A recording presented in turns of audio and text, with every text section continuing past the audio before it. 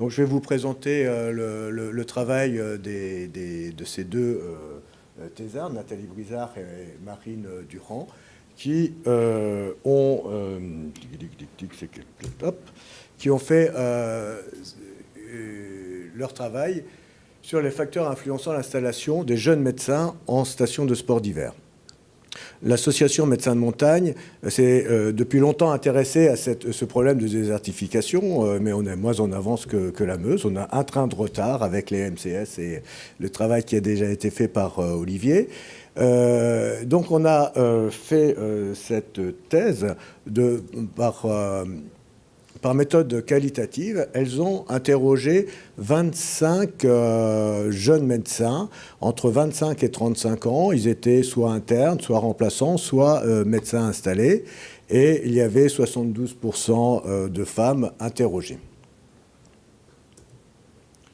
Les résultats, comme c'est la dernière journée, la dernière session, je vais essayer de relever juste les passages les plus intéressants de leur gros travail. Alors, je vais quand même enfoncer une porte ouverte. Il est évident que le stage en médecine de montagne permet l'apprentissage de la traumatologie. Néanmoins, ce qui est intéressant de constater, ce qu'on nous a dit dedans, c'est que après les études, la formation à la traumatologie se poursuivait par compagnonnage et aussi grâce à l'association Médecins de Montagne, qui est une association agréée pour la formation continue. Ceux qui n'avaient pas fait de stage en médecine de montagne ne se trouvaient bien entendu pas à l'aise avec la traumatologie. Ça, c'est un truisme. Il est apparu dans le verbatim qu'en fait, la médecine de montagne n'était pas connue en début d'internat. Les internes arrivent à Grenoble, mais ils ne savent pas qu'il y a une médecine particulière. Par contre, les stages durant l'internat ont été globalement fort appréciés et a permis de changer l'image qu'en avaient les jeunes médecins. Cette médecine est apparue plus abordable, plus variée, et leur a donné l'envie de la pratiquer. Alors là aussi, on ouvre des portes ouvertes. Ceux qui ont fait des stages vont faire des remplacements et ceux qui n'en ont pas fait, ils ont peur et ils n'y vont pas. Donc on est tout de suite dans un cercle vertueux ou un cercle vicieux, si on peut dire. L'activité est apparue très naturellement comme variée, car la traumatologie, qui fait partie intégrante de l'activité de médecine de montagne, je ne sais pas, en rural, est-ce que comment ça se pratique chez vous, dans les cabinets isolés je ne sais pas. Moi, je fais encore de la suture. De la traumato, non, mais de la suture, oui. Bien.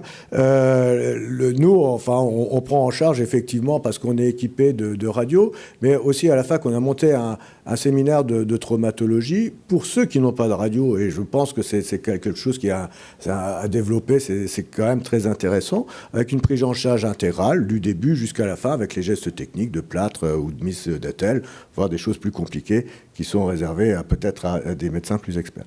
Par contre, la traumatologie a pu paraître pour certains quand même comme chronophage. C'est des actes longs et répétitifs. On voit beaucoup de genoux, de poignets, et parfois frustrantes parce qu'on n'a pas le suivi, puisqu'on a affaire à des patients qui viennent de toutes les autres régions, et même hors de fois.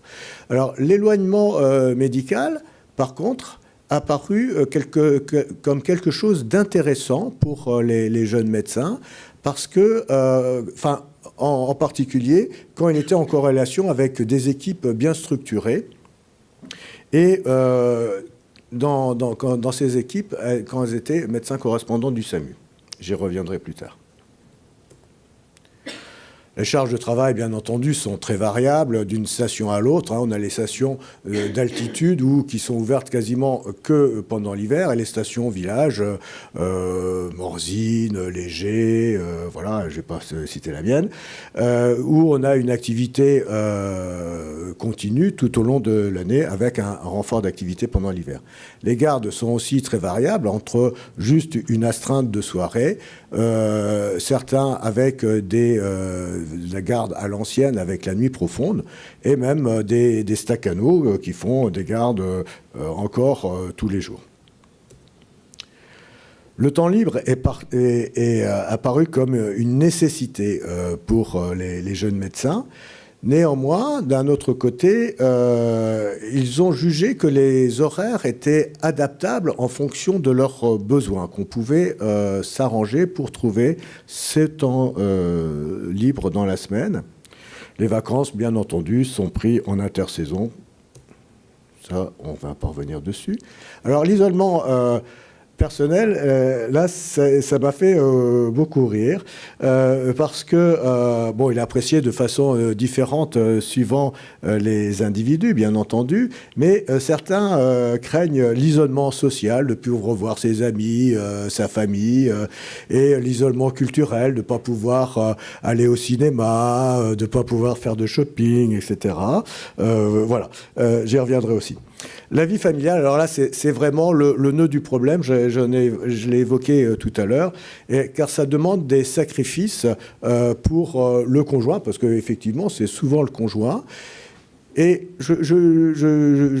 on n'a pas d'études comme vous avez faites, mais c'est vrai que dans l'échantillonnage qu'on avait, dans les 72% de femmes, un certain nombre avaient des compagnons à niveau socio-économique moins développé.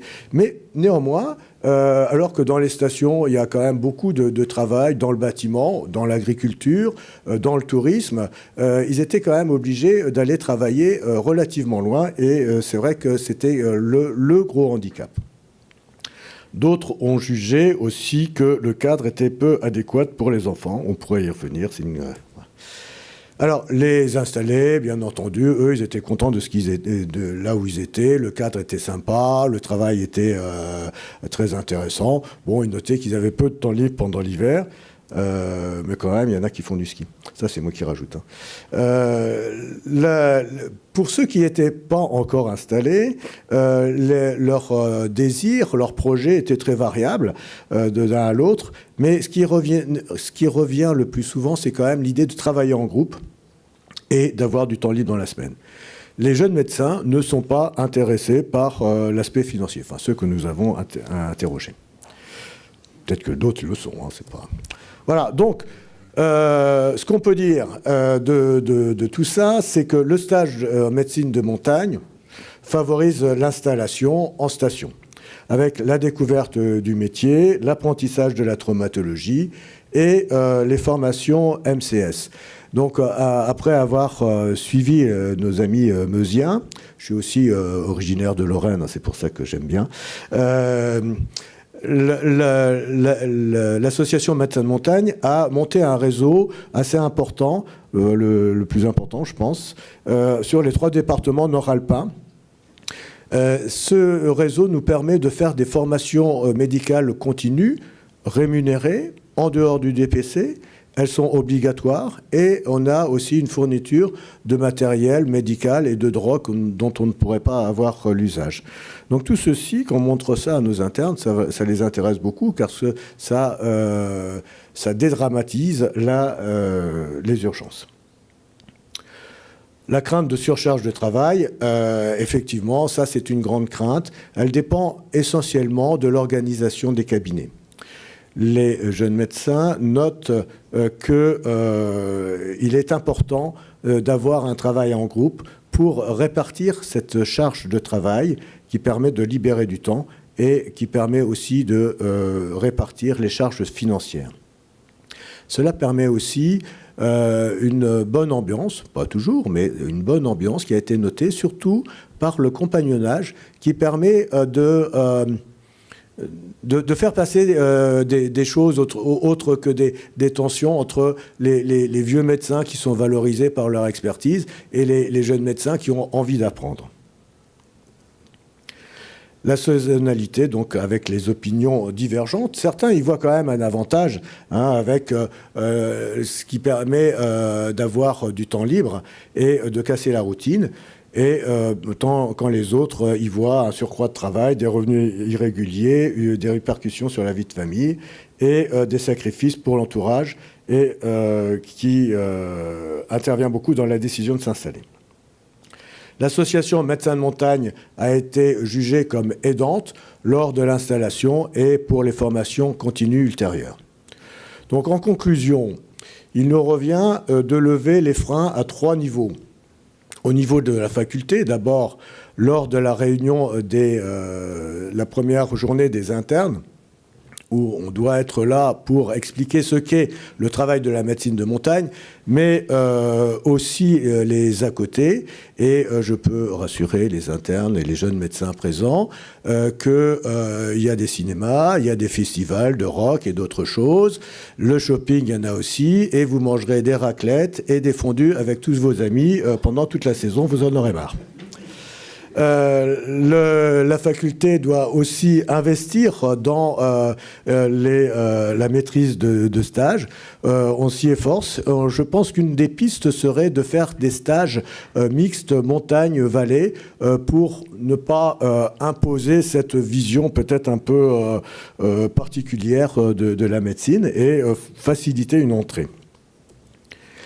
L'association Médecins de montagne, elle doit inciter les membres de l'association à se regrouper et à faire des regroupements multisites qui vont permettre de faire venir des médecins associés temporaires ou même associés tout au long de l'année pour pouvoir combler les trous des repos hebdomadaires, des jeunes médecins nouvellement installés et les vacances. En dernier lieu, les stations, ça coûte cher, les loyers sont chers, donc le loyer personnel, c'est une affaire, mais les collectivités locales doivent s'engager à fournir des locaux à des prix abordables, pas à des prix parisiens, parce que c'est le cas.